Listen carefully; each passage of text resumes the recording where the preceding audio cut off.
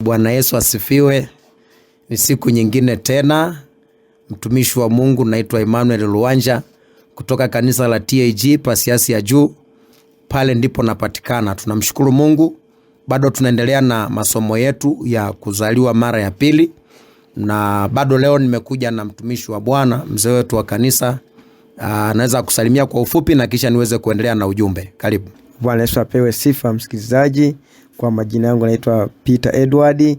Nimeambatana na mchungaji, tumekuletea somo zuri. Tunatokea pale Pasiansi ya Juu. Basi tunawakaribisha pia kwa ujumla wasikilizaji wote. Mje mtutembelee pale kanisani na Mungu atawabariki sana. Amen. Bila kupoteza muda, nataka nifungue kipindi hiki kwa maombi. Baba mtakatifu, na kushukuru kwa ajili ya muda huu tena ambao Bwana, namuombea msikilizaji huyu ambaye Baba ananisikiliza wakati huu. Bwana ulibariki neno lako, lipenye kwenye moyo wake, apate kulielewa kile ambacho Bwana umekikusudia siku ya leo. Kupitia jina la Yesu nimeomba, amen. Ndugu msikilizaji, nimekuwa na vipindi mfululizo ambavyo vinahusiana na kuzaliwa mara ya pili.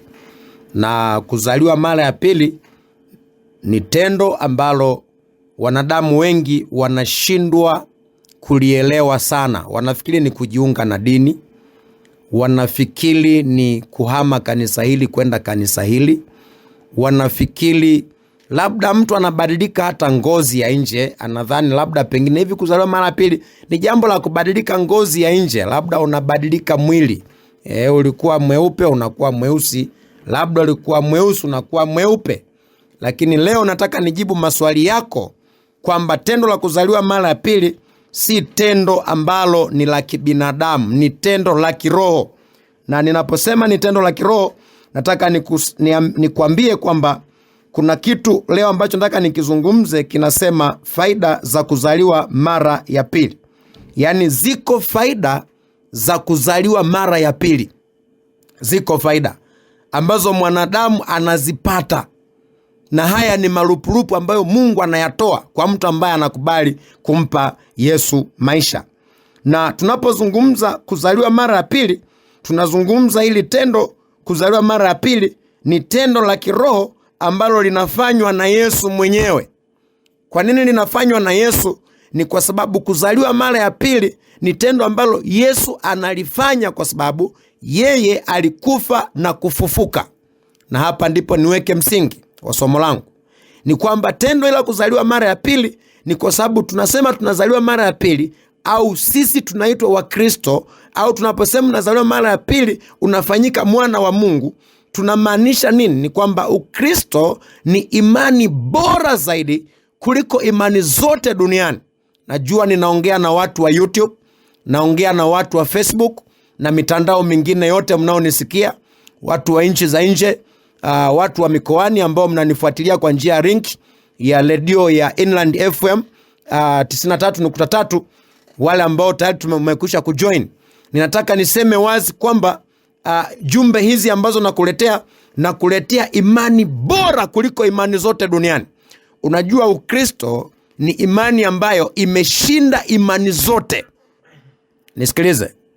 Ninaposema imani hii imeshinda imani zote, ninamaanisha Ukristo tunaupenda, sio tu tunaupenda, ni kwamba tunauishi kwa sababu mwenye dini ni Yesu mwenyewe. Yaani ni kwamba huyu Yesu tunayemfuata ni kwamba alikufa na kufufuka. Okay? Bwana Yesu asifiwe sana. Nisikilize msikilizaji. Tendo la kuzaliwa mara ya pili ni tendo la kufanyika kiumbe kipya. Yaani unafanyika kiumbe kipya. Kuzaliwa mara ya pili unapata faida za kufanyika kiumbe kipya. Unatengwa mbali na dhambi. Unasafishwa dhambi zako. Maandiko katika kile kitabu cha, unaposoma Biblia, kitabu kile cha Wakorinto wa pili sura ya 5 mstari wa 17 unasema, hata imekuwa mtu akiwa ndani ya Kristo amekuwa kiumbe kipya, ya kale yamepita, tazama yamekuwa mapya. Yaani unapompokea Yesu unapata badiliko kiroho, unafanyika kiumbe kipya. Kwa lugha nyingine ni kwamba mwanadamu anasameheka dhambi na kutengwa mbali na dhambi hizo. Yaani huendelei kuishi kama mtu mwenye dhambi, bali unapokea badiliko, unakuwa kiumbe kipya. Maisha ya hatia unayaweka pembeni. Mungu anakuhesabu wewe ni mwanaye, ni yule ambaye ni safi, anakuona mtakatifu. Na nipende kusema, utakatifu tunauishi duniani, hatuendi kuishi mbinguni. Na maisha bila dhambi inawezekana. Na kazi ya Yesu aliyokuja kuifanya hapa duniani, alishasema mwenyewe kwamba usitende dhambi tena. Mwanadamu akiwa akiponywa, akifunguliwa, na hii ni kufungue msikilizaji, ni kwamba kumbe hata hii swala la kuokolewa, kufanyiwa maombezi, wengi wanapenda habari za Yesu kwa kuombewa peke yake. Wengi wanapenda habari za Yesu kwa sababu wanatafuta faida zao wenyewe. Hawataki kuleta faida za badiliko la ndani. Hawataki kupokea badiliko lile la ndani, bali wanataka wabaki na dhambi zao, lakini waombewe ili wapone. Na wengi wamejifichia huko, na ndio maana hata manabii wa uongo wanauza vitambaa, wanauza mafuta, wanauza mchumvi, wanauza udongo, wanawauzia watu kwa sababu wanawaficha kwenye kichaka cha kujifichia, wawauzie vitu, wasimpende huyu Mungu. Unajua, nabii mmoja aliwaambia waumini wake ana vitambaa viwili ambavyo ameviombea kwa mwezi mzima, na akawaambia waumini, vitambaa hivi ukivichukua kwa milioni 2, kitambaa kimoja ni milioni 2. Akamwambia ukichukua kitambaa hiki ukiwekea kwa mgonjwa atapona. Nisikilize, ni kwa sababu mwanadamu hataki kuona yeye ana mahusiano na Mungu ya moja kwa moja. Anataka ategemee vitu, hataki kuonekana na mtegemea Mungu kibinafsi. Na ninapozungumza jioni ya leo, ujumbe huu ambao nauleta kwako ni kwamba Mungu anataka unapokubali kuzaliwa mara ya pili, unatengwa, unafanyika kiumbe kipya, ya kale yanapita na sasa yanakuwa mapya, na Mungu anakuwa na ushirika na wewe. Wewe huyu mwenye dhambi anakuona mtakatifu, na unapomwomba anasikia. Haya mauzauza kupewa mafuta mpaka kupewa Mungu wa kuungaunga. Sijui nisemeje ndugu mtazamaji au msikilizaji, ni kwamba unapoangalia kuna Mungu wa kuungaunga mpaka upewe vitu. Kumuona mtumishi mpaka ulipe 300 kwa sababu tu unatafuta muujiza. Unatafuta muujiza kwa ajili ya mwili. Nataka nikwambie kitu cha msingi ni roho yako. Ukubali kwamba unapokubali kuokoka, unapokubali kuzaliwa mara ya pili, unakuwa kiumbe kipya, ya kale yanapita. Mungu anakuhesabu wewe ni mwanaye, na tayari pale unakuwa kiumbe kipya. Nisikilize, unapokubali kuzaliwa mara ya pili, unaposameheka dhambi, unapewa neema ya kumshinda adui wa dhambi ambaye ni Shetani. Katika andiko la Yohana wa kwanza sura ya 5 mstari wa 18 hadi mstari wa 19. Naomba msomaji wangu nisomee pale. Yohana wa kwanza sura ya 5 mstari wa 18 na wa 19. Soma pale kwa haraka. Waraka wa kwanza wa Yohana na ile sura ya 5 na mstari wa 19. Biblia inasema, twajua ya kuwa sisi tu wa Mungu, na dunia yote pia hukaa. Hapana, nitarudia. Twajua ya kuwa sisi tu wa Mungu, na dunia yote pia hukaa katika yule mwovu. Maandiko haya tuliyoyasoma yanaelezea wazi kwamba kila aliyezaliwa na Mungu hatendi dhambi. Ile Yohana 5 mstari wa 18 hadi 19. Anasema kila aliyezaliwa na Mungu hatendi dhambi, bali hujilinda na yule mwovu. Anajilinda sitende dhambi.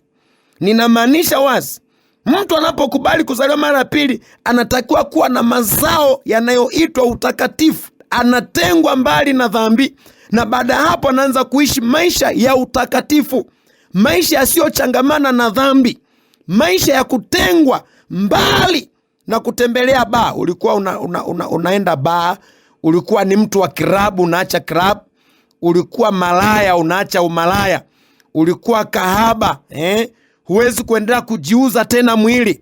Unazaa matunda ya kiroho ya kuwa kiumbe kipya. Manake yule muovu hakugusi, kwa sababu huyo muovu atakugusaje? Maana umezaliwa mara ya pili.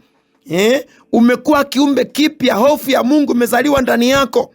Maana kinachomsaidia mwanadamu anapokubali kuzaliwa mara ya pili ni kwamba hofu ya Mungu inaingia ndani yake, na kisha baada ya hapo anaishi maisha matakatifu, maisha yasiyo na dhambi.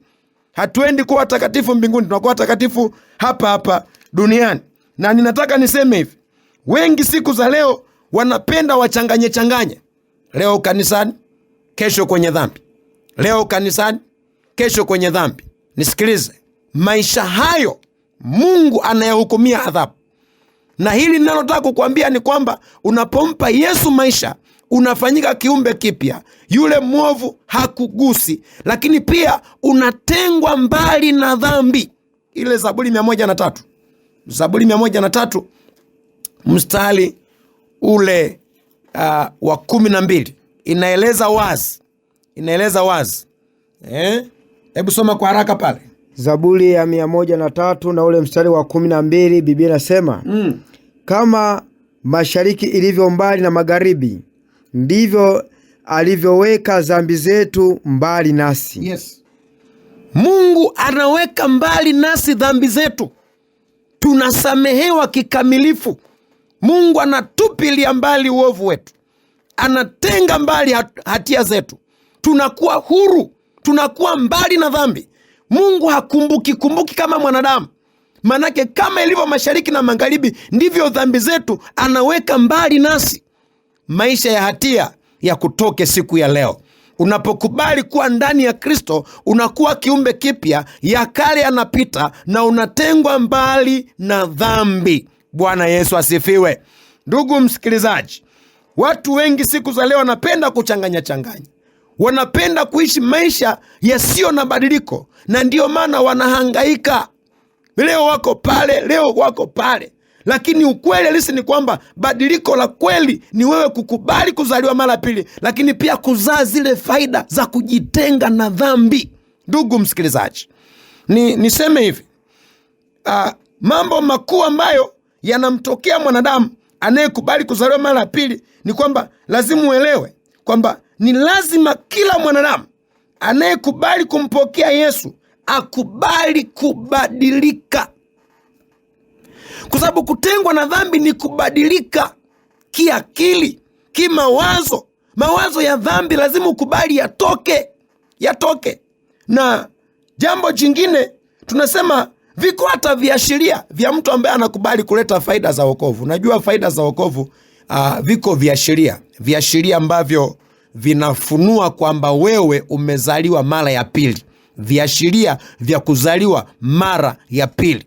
Kiashiria hiki cha kwanza nimekiita kwamba ni ile hali ya badiliko. Kiashiria cha kwanza manake mwanadamu anapaswa akubali mabadiliko. Kutoka dhambi kuishi maisha matakatifu, maisha ya haki, maisha ya kumpendeza Mungu. Lakini pia jambo jingine ni kwamba mwanadamu anapaswa kuhudhuria ibada na kujifunza neno la Mungu. Shauku ya pili au kiashiria cha pili cha mtu ambaye anatoa faida za kiroho za kukubaliana kwamba ametengwa mbali na dhambi. Ndugu msikilizaji, unaposikiliza neno la Mungu, unapopenda ibada, unajua wengi siku za leo wanakosa badiliko. Ninaamini kabisa kwamba unaelewa. Yaani leo anaweza kaja kanisani, leo tuna washirika wanaokuja Jumapili hadi Jumapili. Na mwingine anasali Jumapili moja kwa mwezi mzima. Na anasema ameokoka, anasema yeye anaenda mbinguni. Sikiliza nikwambie, kiashiria cha kweli kwamba wewe una badiliko ni kupenda ibada, kupenda mafundisho, kununua Biblia unaisoma na kujifunza. Unanunua diary yako, unaandika masomo ya kanisani, unajifunza maombi, unamwabudu Mungu. Unapenda ibada, sio maombezi. Unapenda ibada ili uukulie wokovu, ili ufanyike mtoto wa Mungu. Maana unapopenda ibada, lazima kitu cha pili utapenda mafundisho, lakini kitu kingine utajengwa, utakuwa mwombaji, utakuwa unafunga na kuomba. Utakuwa ni mtu ambaye unashirikiana na wengine kufanya huduma kanisani. Maana Mungu anataka kuona wewe ukiwa ni mtumishi wake. Ni mtumishi wake. Nisikilize. iko faida ya mwisho kabisa ambayo nataka niilete kwako.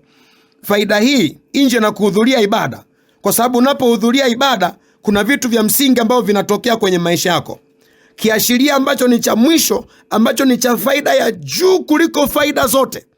Na hizi hawezi kukwambia mganga, hawezi. Hata mwenyekiti wa ukoo wenu hawezi. Hata mwenyekiti wa matambiko hawezi. Hii ni faida kubwa kuliko zote. Tunasema mwanadamu huyu mwenye kiashiria hiki ambacho nataka kukisema ni kwamba anakubali kuishi maisha ya kifalme. Unaanza kuishi maisha ya kifalme yaliyojaa mamlaka ya kiungu dhidi ya ibilisi na hila zake. Nisikilize. Unapokubali kuzaa matunda au unapokubali kuwa kiumbe kipya, manake ni unafanyika kiumbe kipya, lakini pia unaanza kuishi maisha ya kifalme, maisha ambayo yanajaa mamlaka ya kumdhibiti shetani, maisha ambayo yanajaa nguvu, maisha ambayo yanajaa uwezo ambao Mungu anakupa wa kummiliki shetani, wa kumdhibiti shetani, wa kupinga kazi zake na hila zake. Manake unapewa uwezo ambao kibinadamu haiwezekani. Niombe msomaji wangu unisomee kitabu kile cha Luka sura 10 mstari 19. Tuone pale. Karibu. Kitabu cha Luka mtakatifu na ile sura ya 10 na mstari wa 19, Biblia inasema, tazama nimewapa amri ya kukanyaga nyoka na nge na nguvu zote za yule adui, wala hakuna kitu kitakacho wazuru. Yes. Biblia inasema tazama nimewapa amri. Elewa maana ya amri. Ya kukanyaga nyoka na nge na nguvu zote za yule adui, wala hakuna kitu kitakacho wadhuru. Huyu Yesu ni mzuri. Unapewa mamlaka ya kukanyaga nyoka na nge na nguvu zote za yule adui. Hizi ni faida za kuzaliwa mara ya pili. Unapokuwa ni mtu muhudhuriaji tu wa ibada, muhudhuriaji tu wa kanisa, mtu ambaye huhitaji mabadiliko, ndiyo maana unanyanyaswa na manabii wa uongo. Unanyanyaswa, unapanda ndege kwenda Nigeria eti ukatafute nguvu.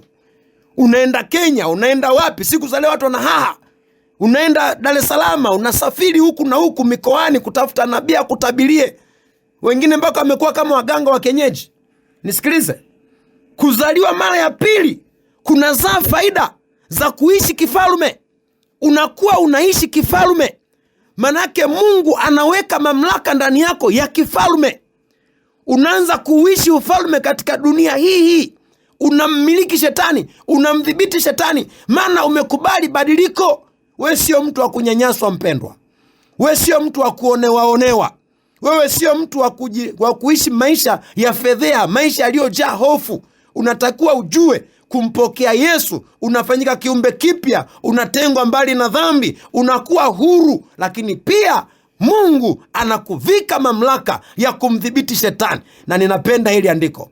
Linasema wala hakuna kitu kitakacho wadhuru. Wewe unayeishi kila siku nahisi unalogwa tu. Kila siku nahisi unahitaji waombezi waje wakuombee tu. Utauziwa mpaka vitu vya ajabu ambavyo, ndugu msikilizaji, mpaka unashangaa. Kuna vitu watakuja navyo vitu wengine. Maana wengine siku hizo wanasema na upako mpaka wa mateke. Napigwa teke. Pako wa kofi. Mtu anapigwa kofi la upako. Yaani mpaka unashangaa vitu kama hivyo. Lakini Mungu amenituma kwako nikuletee majibu. Unapompokea Yesu, unapewa mamlaka. Ondokana na mafundisho potofu, mafundisho yanayokunyanyasa, mafundisho yanayokuteka uwe mtumwa. Kuna Ukristo mwingine leo watu wanaita ni Ukristo, lakini ni Ukristo ambao ni utumwa. Maisha ya kitumwa, toka huko. Wewe unakuwa kiumbe kipya, unakuwa na nguvu, mamlaka ya kumshinda shetani. Mungu akusaidie kuelewa haya ninayoyasema. Maana ujumbe huwezi kuupata kijiweni hapo unaposhinda kijana. Huwezi kuupata ofisini. Huwezi kuupata hapo unapofanyia kazi. Unaupata kwa watumishi wa Mungu. Na hii ni ofisi. Mungu ameniamini nilete huu ujumbe. Na ndio maana nimekuambia nipigie simu nikushauri. Nikupe ushauri. Wala mimi nakushauri, wala sihitaji pesa yako. Nakushauri kwamba Yesu ni mwenye mamlaka. Unapompokea unapewa mamlaka ya kumshinda shetani. Mungu akubariki sana. Ninapomalizia ujumbe wangu siku ya leo, kwa sababu ya muda wangu, niseme tu kwamba kama nilivyozungumza kwamba hizi faida za kuzaliwa mara ya pili ni lazima kila mwanadamu zimtokee. Ni lazima ukubali kubadilika. Ni lazima ukubali kuishi maisha matakatifu. Ni lazima ukubali ili uweze kuzaa faida za kumdhibiti shetani. Wengi wanateseka. Wengi wanaishi maisha ya shida.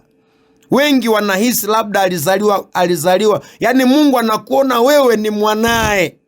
Wewe ni kiumbe kipya. Kubali kukumbatiwa na Mungu. Kubali kukaa kwenye mikono ya Mungu. Utakuwa salama. Lakini pia nikuhimize tu, penda ibada. Penda ibada. Nenda ibadani kwa faida. Nenda ibadani ujifunze neno la Mungu. Nenda ibadani huku ukiwa na daftari za kuandikia masomo unayojifunza. Nenda ibadani, lakini pia soma neno wewe na familia yako. Unapoishi, Mungu alitaka tuishi dunia, tuishi kifalme. Na haya madhehebu yamekuja, madhehebu kutusaidia tu, kutufundisha. Unajua kanisani ni kama mahali pa shule. Lakini hiyo shule unasoma ili ukaishi nyumbani kwako na kwenye mtaa na kwenye ofisi unakofanyia kazi. Yaani kanisani sio mahali pa kwenda kama kwenye maonyesho hivi. Yaani unaenda alafu hujui hata ulichojifunza. Yaani kuna watu siku za leo ukimuuliza hivi ulijifunza nini Jumapili, anakuambia nimesahau. Ndio maana unaweza kutekwa. Lakini ukweli halisi ni kwamba Mungu alitukusudia tuishi maisha ya kifalme hapa duniani. Ninapenda nisitize pia hata somo nililopita juzi. Nimekueleza nikakwambia kwamba viumbe vyote vinakuwa chini ya miguu yako. Ndio maana Mungu amesema kwamba mtu ni kitu gani hata umkumbuke. Umemfanya mdogo punde kuliko Mungu. Anasema umezitia kazi za mikono. Amesema Mungu mwenyewe kazi za mikono yake amezitia mikononi mwako. Amevitiisha vitu vyote chini ya miguu yako. Hii ni kuonyesha kwamba shetani yuko chini ya miguu yako. Vibwengu, makata, sharifu, watu wanaofuga, wengine wanafuga mpaka unajua yani wananishangaza sana wasikilizaji. Unajua kuna watu badala ya kufuga mbuzi anafuga mizimu. Badala ya kufuga kuku ana pete zake anazosema hizi ni pete za bahati, sijui ni pete za nini. Yani mtu anaishi maisha ya kuungaunga. Na nimehubiri sehemu nyingi. Kuna maeneo mengine nimeenda nikaona watu wamefanyiwa wiring. Unajua wiring inafanywa na TANESCO kwenye nyumba ya mtu. Lakini unamkuta mtu amevaa bangili fulani hivi alikutani hapo katikati. Nilimzigo hasa. Yaani libangili fulani hivi limeshikiliwa hapo. Wengine ni wazee, baba zangu, najua nasikilizwa na wazee hapa. Wengine ni wazee, watu wazima, wenye heshima zao. Unamkuta yupo na mabangili limzigo kwenye mkono. Shingoni mabangili hayo, maushanga kibao, mtu umevikwa mahirizi. Manake nini? Wewe ni mtumwa wa shetani. Unaishi maisha ambayo Mungu hakutaka uishi hivyo. Unataka uishi kifalme, bila hirizi, bila bangili, bila chale. Inawezekana ndugu msikilizaji. Unayenisikiliza YouTube, unayenisikiliza Facebook, kwenye mitandao yote unayonisikiliza. Nisikilize nikwambie. Haya maneno ninayokuambia huwezi kuyakuta kijiweni. Hata kiongozi wa siasa hawezi kuyasema haya. Hawezi kuyasema. Anasema mtu aliyepakwa mafuta. Na Mungu amenipaka mafuta nikuletee ujumbe huu. Ya kwamba Mungu anakupa maisha ya kifalme katika dunia hii ya sasa. Na inawezekana. Mungu akubariki sana. Najua unanifuatilia. Tutakutana wiki ijayo tena. Muda wangu ni mchache. Tutakutana wiki ijayo tena. Lakini nikutajie namba zangu za simu. Ili ukiwa na shida unahitaji ushauri, mimi nitakushauri, wewe nipigie simu. Leo nataka nikupe simu za aina mbili. Utapata simu ya mzee wa kanisa, utapata simu yangu. Ili ukikosa ya kwangu basi utampigia mzee wa kanisa na yeye ataweza kukupokea akushauri. Lakini pia ninawakaribisha sana kanisani. Lakini pia nyinyi watu wa mikoani, unapokubali kuokoka, nenda kanisani, nenda mahali wanapohubiri wokovu. Nitakuja na injili nyingine wiki inayofuata, lakini leo nataka nikujenge tu hapo, nikwambie kwamba kubali kubadilika, lakini pia kubali kwamba wewe unafanyika kiumbe kipya. Lakini napomalizia nataka nikupe namba za simu, na ukiwa na shida nipigie na tutakuombea, tutakushauri pia. Namba zangu ni 0765 166 174. Narudia tena 0765 166 174. Mzee wa kanisa, naomba utaje namba zako ili wakitaka wakupate watakupata kwa namba hizo. Karibu. Namba yangu ni 0762 96 72 31. Nitarudia 0762 96 72 31. Mbarikiwe sana, Mungu anawapenda. Amina. Basi Mungu awabariki. Ninajisikia vizuri kuleta jumbe hizi na tunawakaribisha sana. Tuko Mwanza Pasiansi ya Juu, na wote mnaotusikiliza tunawakaribisha sana na tunawapenda. Niseme tu kwaherini.